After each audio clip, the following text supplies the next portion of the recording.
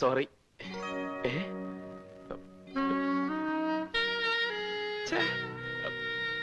Thanks. എന്തോ സംസാരിച്ചു.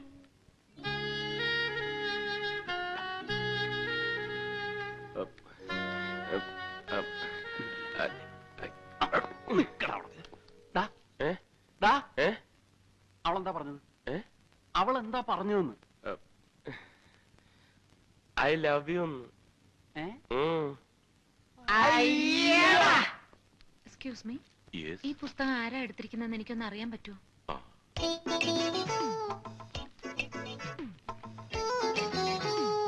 എന്ത് ചെയ്യാം? പോയി നോക്കാം.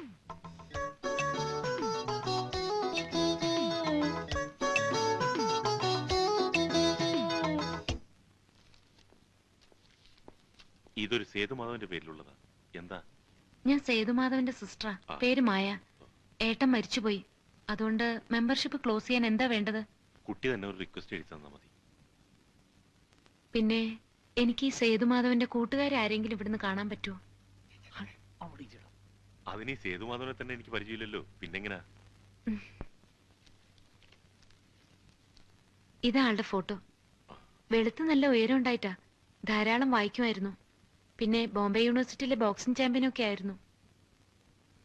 അങ്ങനെയാണെങ്കിൽ ക്ലബിലൊന്ന് അന്വേഷിച്ചു നോക്ക്. ചിലപ്പോ അവിടെ ആരെങ്കിലും പരിചയക്കാർ കാണും. ശരി.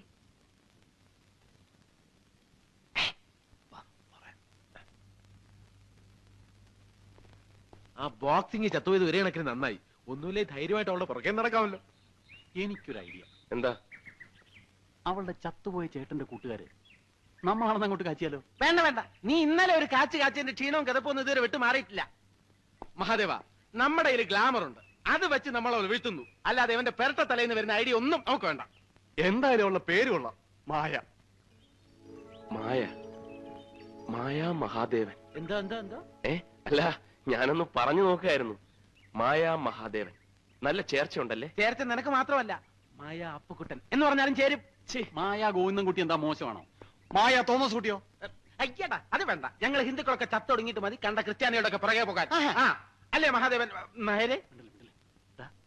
അത് നോക്കി, അവളുടെ വണ്ടിയല്ലേ ഒരുത്തൻ കാറ്റൂട്ടി വിടണുണ്ട്. ഏതാടാ പിശാച്? പിശാചല്ലടാ, ദൈവദൂതൻ. ഇവനെ വെച്ച് നമുക്കൊരു കളി കളിക്കാം. വാ.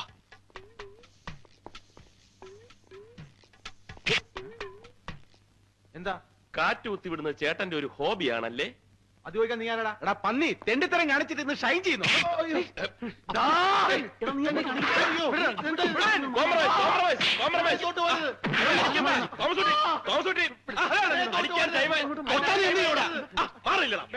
ചോദിക്കാനും പറയാനും ആളില്ലെന്ന് വിചാരിച്ചു അവനൊക്കെ? ചോദിക്കാനും പറയാനും ഒക്കെ ഇവിടെ ആളുണ്ട്. പക്ഷെ കാണാനും കേൾക്കാനും ആള് വേണ്ടേ? അതാ കാണാനും കേൾക്കാനൊക്കെ ഉള്ളേ. അവളിങ്ങോട്ട് വന്നേക്കട്ടാ. അവളെ മുമ്പിൽ വെച്ച് നമുക്ക് ചോദിക്കാം.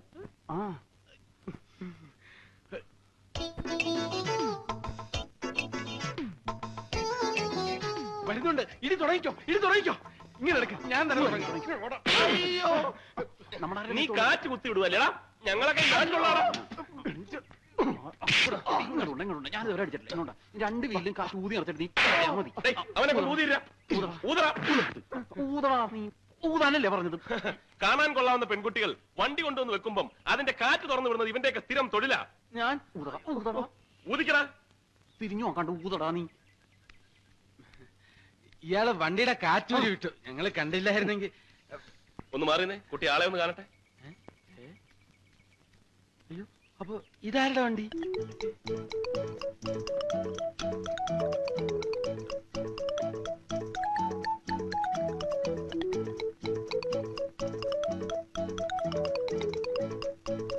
തോമസ് കുട്ടി വിട്ടോടാ.